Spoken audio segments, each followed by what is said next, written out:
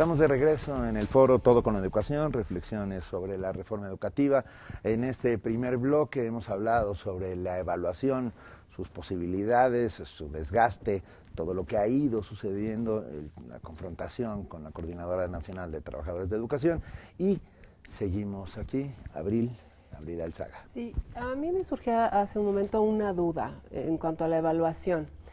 Se entiende que no puede ser estandarizada porque no todo el mundo tiene las mismas condiciones de formación y de docencia, pero tendríamos que tener conocimientos diferenciados.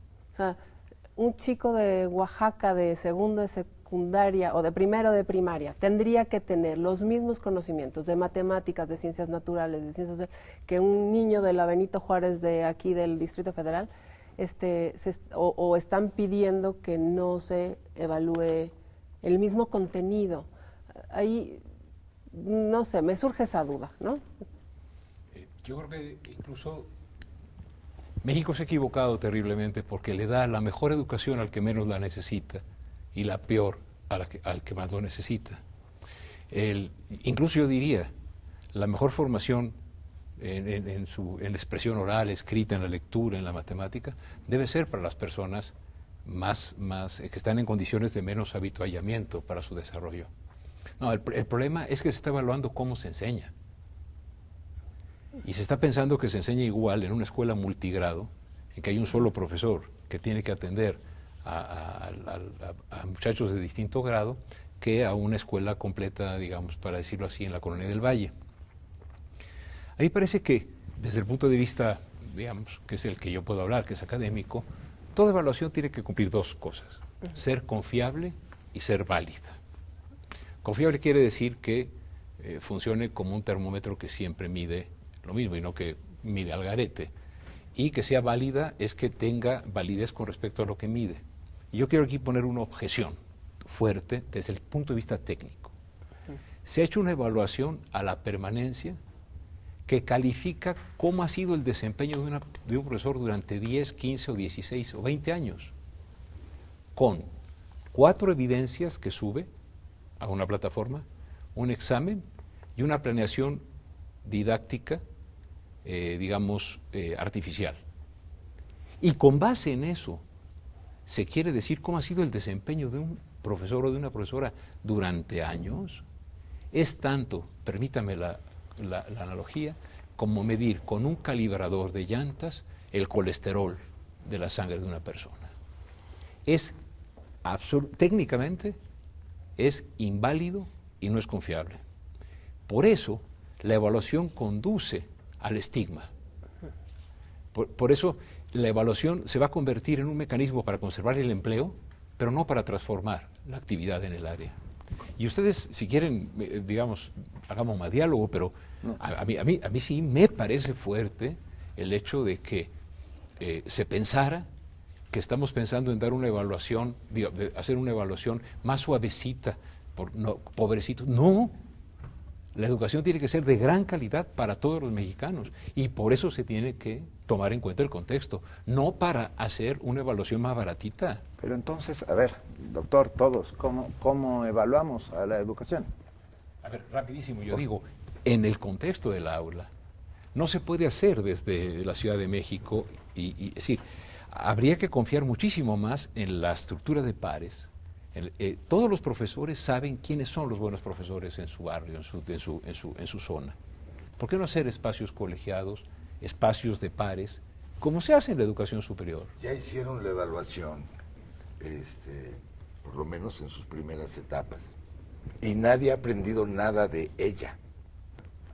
No sabemos, los ciudadanos, quienes nos dedicamos a eso, qué significa que el 15% sean insatisfactorios, que el 30% esté en el nivel 1 y otros en el 2 y otros en el 3.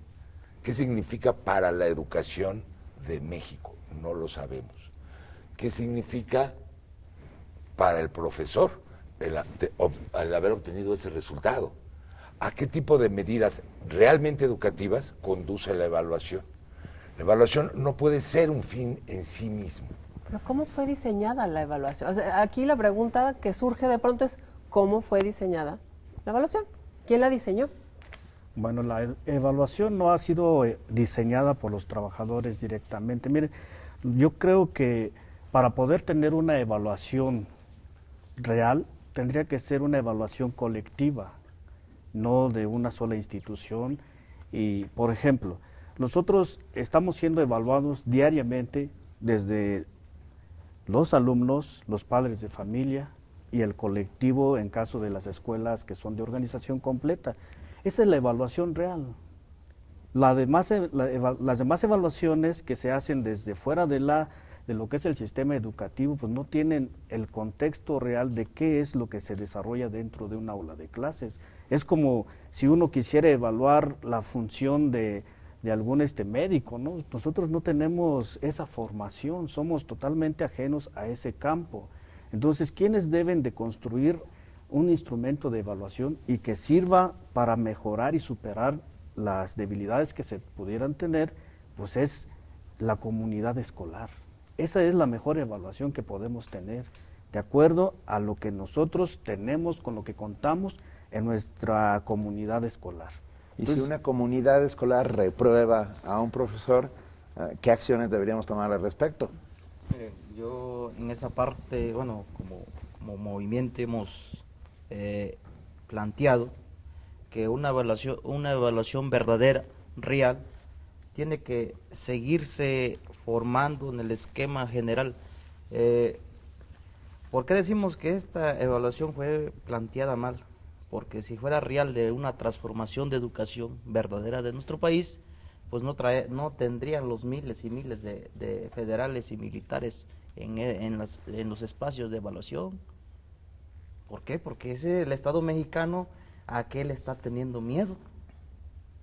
O sea, si es una verdadera evaluación que iba a ser para la transformación de la educación, pues no tendría nada de todo eso, esquema policiaco, porque también eso entra dentro de una represión psicológica hacia los compañeros que van a presentar el examen. Y todo eso, por eso el manejo que ha utilizado la Secretaría de Educación para todo este esquema, pues hay realmente los argumentos que no. Y dentro de este esquema colegiado que se está promoviendo desde de los actores principales, es que realmente van a ver las deficiencias de los compañeros y capacitarse más. Pero ¿cómo se van a capacitar? Por los intercambios del mismo colegiado y la construcción de mejorar y cómo ir mejorando la construcción del mejoramiento de la educación. Pero ¿saben qué? Yo quisiera decir, a mí me parece que el movimiento magisterial podría decir lo siguiente: reforma sí, pero no así. Evaluación sí, y más exigente, pero no esta. Una evaluación que rete. Yo soy profesor y les digo con toda franqueza, tengo muchas cosas que mejorar. A pesar que digan que chango viejo no aprende truco, maroma nueva, yo estoy dispuesto a mejorar. Pero si me dicen que o saco buena calificación en la evaluación o me corren, me preparo para la evaluación y no cambio nada en mi vida cotidiana. El problema de la evaluación es que se está convirtiendo en un requisito laboral y no en un incremento de la capacidad de generar ambientes de aprendizaje. Y yo sí creo que debemos aceptar que es necesaria la evaluación, tenemos que aceptar que tenemos mucho que mejorar, pero que desde la planeación de la evaluación en el aula por personas que nunca han estado en un aula, es incorrecto. A nosotros nos la aplicaron antes, la evaluación de los profesores universitarios. Desde hace 20 años venimos con esas prácticas para los programas de estímulos, para el Sistema Nacional de Investigadores y otras. Pero a diferencia de la evaluación del magisterio actual, primero siempre ha sido voluntaria, siempre. No tiene consecuencias del tipo repruebas y te corro, nunca. Laborales. Y lo más importante, siempre ha sido evaluada por pares académicos, siempre, bien o mal. Nosotros nos quejamos muchísimo de cómo proceden esas evaluaciones, pero tienen esos principios. Acá tiene consecuencias posiblemente negativas, no procede la evaluación por pares, sino por evaluadores misteriosamente capacitados, ¿no? Y en última instancia, no es voluntaria. No es algo optativo para el profesor ser evaluado, ni mucho menos, es obligatorio. Hoy la reforma educativa es ley, está dentro de nuestra Constitución. ¿Cómo transformamos eso? ¿Cómo lo cambiamos? ¿Se puede? ¿O qué se puede hacer? Hay leyes secundarias que pueden permitir, por favor, ilumínenos, porque ahí es donde yo creo que está uno de los puntos más oscuros de esta historia. Sí, así es. Ahorita estamos frente a una ley, ¿no? Pero bueno, yo creo que la Constitución se puede ir reformando, pero en función de las necesidades del pueblo. Pero en este caso, miren, yo creo que hay una gran contradicción porque, bueno, la Constitución misma establece que ninguna ley puede ser retrógrada, pues regresiva, ¿no? Entonces, retroactiva también. Entonces, en este caso es todo lo que está sucediendo. Entonces, hay una gran contradicción en este tipo de reformas. Y bueno, el hecho de que ya tenemos la educación pública en este país y que nos la quiten, es un retroceso grave, ¿no? Entonces, sí necesitamos... ¿Pero cómo es que nos la están quitando? Sí, A mí no me queda claro cómo bueno, es que... es a través de esa privatización. Por ejemplo, una muestra clave de esto es el hecho de que la evaluación o el instrumento de evaluación que se está aplicando en este momento para los maestros en activo, pues son empresas privadas.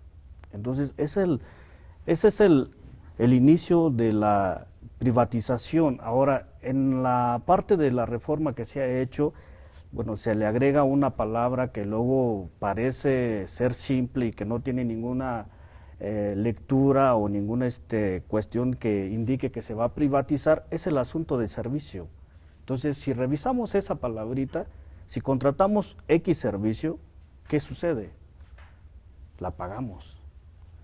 Ahora, otra muestra más de que la educación va hacia la privatización es que ahorita ya los libros de texto se van a vender. Entonces, ¿qué nos indica esto? Pero, no sé, para preparar, digamos, este debate, me metí a la página justamente de la reforma educativa. Y decía, bueno, a ver, dicen que se va a privatizar y ahí dice claramente que esta reforma no busca la privatización de la educación y que esta reforma no pretende correr a nadie ni quitar a nadie que ya tiene derechos garantizados, o sea, que ya están dentro del sistema educativo, que no se le va a correr a nadie y nadie va a perder sus derechos. Sí, Entonces, pero si reprueba 3 veces, la evaluación aplicada, ¿qué le queda? ¿Ser el que limpia la escuela o ser la secretaria de actas? Se supone. Es una mala ley, es un mal diseño de ley, por 2 razones. Primero, porque se hizo para blindar una política, y las leyes no se hacen para eso. Las políticas se hacen para garantizar, en efecto, los derechos que están contenidos en las leyes, pero acá procedieron exactamente al revés. Es decir, un diseño legal que va a asegurar que la política se tiene que llevar a cabo en los términos de la ley, primero. Segundo, fue insuficientemente deliberada y debatida. Ni los maestros participaron en su diseño, en el de la norma, ni los especialistas, ni nadie. ¿Quiénes participaron en ese? Bueno, los partidos a través del Pacto por México, en primer lugar. Ni el Congreso. Y eso es una cuestión que el análisis político pronto tendrá que hacer. Es decir, el pacto cupular le indicó al Congreso cómo votar. No es un resultado legislativo, es el resultado de un pacto de las cúpulas que se distribuyeron las reformas de gran calado. Y quisiera decir algo rápido sobre la privatización. Por privatización casi siempre entendemos que es que alguien va a comprar las escuelas. No, es la lógica de la relación de la empresa privada la que está empezando a funcionar dentro de la escuela. Por ejemplo, para aprobar las evaluaciones, si quedó uno insatisfactorio, se están vendiendo las guías para pasar el examen.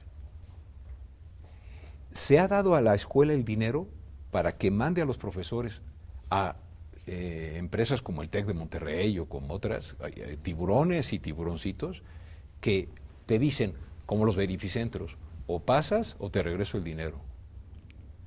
Es decir, se está otorgando, creo que son 1.850 millones de pesos a todas las escuelas para que vayan sus profesores y profesoras a capacitarse.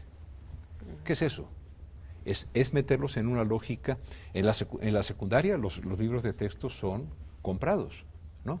Entonces, a mí me parece que quizá, Abril, la noción de privatización, si la abrimos, como se hace en los estudios al respecto, de no se pretende comprar las escuelas, pero sí meterlas en la lógica del mercado. Hoy, cada profesor mexicano tiene un contrato personal con el Estado, porque depende de cómo resulta en la evaluación. Y eso es la precarización del trabajo que procura la iniciativa privada para poder abaratar el despido. Esa es una lógica privada. ¿Qué se puede hacer, perdona, devolverla al Congreso para que la vuelvan a revisar? Pero no en abstracto, sino a la luz de los conflictos que ha estado provocando. Con Que especialistas. la vuelvan a debatir, por supuesto, y que nos entreguen una mejor ley. Con los especialistas, con profesores, con las comunidades afectadas. El conflicto ha escalado a niveles de violencia que nadie queremos. Esta conversación privilegia eso, el diálogo, el mirarnos a los ojos, el hablarnos y el contarnos qué opinamos cada uno.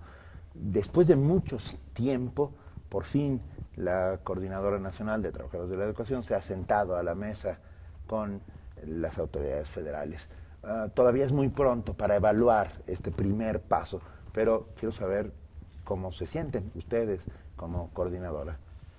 Miren, en ese procedimiento que hemos llegado, la mesa de trabajo se logró por todo el apoyo de las diferentes organizaciones sociales, los padres de familia y los alumnos que participaron en este llamado de la Coordinadora Nacional, que tendremos que seguir defendiendo la educación pública. Entonces, el día de ayer se da el primer acercamiento con la Secretaría de Gobernación, porque es quien le corresponde ver las políticas de nuestro país y en estos conflictos humanos. Nosotros le hicimos el reclamo político directamente a Osorio Chong, que si él atendiera a la demanda del magisterio y del pueblo en exigencia de una mesa de trabajo para exponerle los motivos y las razones del por qué nos oponemos ante esta mal llamada reforma educativa, y no hizo caso, que escalaron a otros altos costos que nosotros decimos. Nos duele porque tenemos hoy en día a compañeros caídos, a ciudadanos caídos, a estudiantes caídos, por esta mal llamada reforma educativa. Entonces nosotros decimos que ha escalado un alto costo de la ciudadanía, pero que a eso nosotros como movimiento hemos sabido y hemos sostenido hoy que el Estado mexicano debe escuchar la demanda central, que es mantener la educación pública de este país, porque nosotros argumentos tenemos bastantes y hemos dicho, nosotros no simplemente es la protesta como en la ciudadanía algunos mencionan de que nosotros somos, no queremos trabajar o todo eso, no, al contrario, nos fortalece, queremos el mejoramiento real y verdadera de la educación de nuestro país. Como decías, Benito, hay que cortar. Vamos a ir a un corte rapidísimo. Vamos a una pausa rápidamente, pero volvemos y seguimos hablando y vamos a hablar de las posibilidades y de los compromisos y a dónde tenemos que llegar. Seguimos en el foro Todo con Educación, reflexiones sobre la reforma educativa.